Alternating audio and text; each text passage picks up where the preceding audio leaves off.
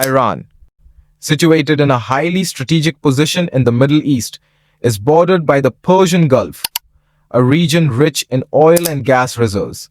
Its geographic location has given it immense leverage over global trade, particularly through its control of the Strait of Hormuz, a critical waterway through which nearly a third of the world's oil passes.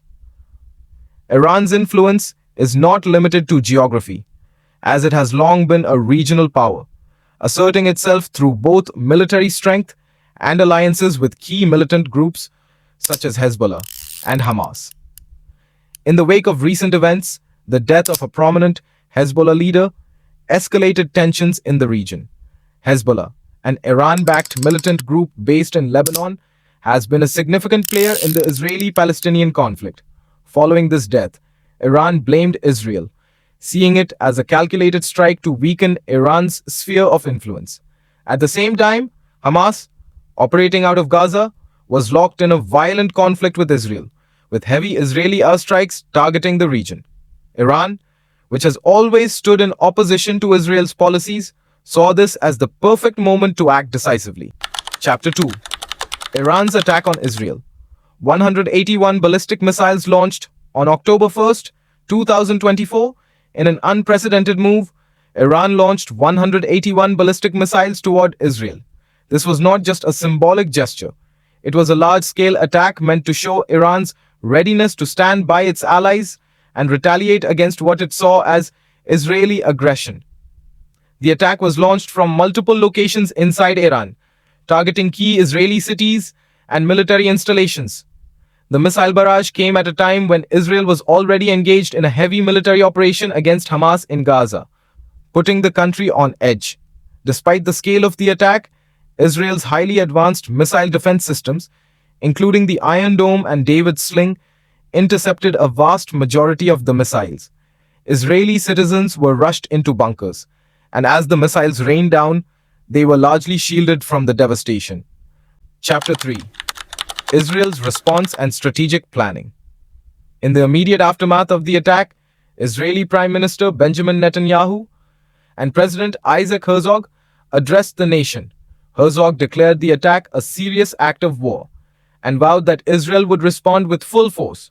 Netanyahu echoed these sentiments, stating that Israel would not hesitate to retaliate against Iran, whether directly or through its proxies in Lebanon and Syria. Both leaders made it clear that Iran had crossed a red line by launching such a direct military strike, and Israel's military leadership convened an emergency session to outline the next steps. Israel's plan, while not fully disclosed, is expected to involve targeted airstrikes on Iranian military installations and Hezbollah bases in Lebanon and Syria. These retaliatory strikes are expected to be surgical, aimed at crippling Iran's capacity to launch further attacks while avoiding civilian casualties. At the same time, Israel is likely to appeal to its international allies, particularly the United States, to put pressure on Iran and contain its military ambitions. Chapter 4. Potential global consequences and the role of Russia and China. The attack on Israel has not just regional but global implications. If Israel strikes back, there is a real possibility that Russia and China, two of Iran's most significant international allies, could become more involved in the conflict. Russia, which has deep military ties with Iran and operates in Syria, could bolster Iran's military defenses or even provide advanced missile systems to counter Israel's airstrikes. Meanwhile, China, which has significant economic investments in Iran through projects such as the Belt and Road Initiative, may lend diplomatic support or use its influence to challenge any international sanctions imposed on Iran. The involvement of these global powers could complicate the situation, turning a regional conflict into a broader geopolitical standoff between the West and the East.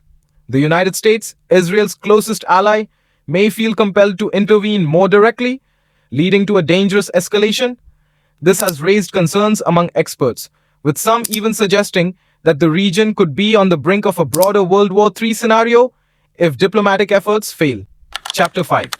Global trade disruptions and rising oil prices.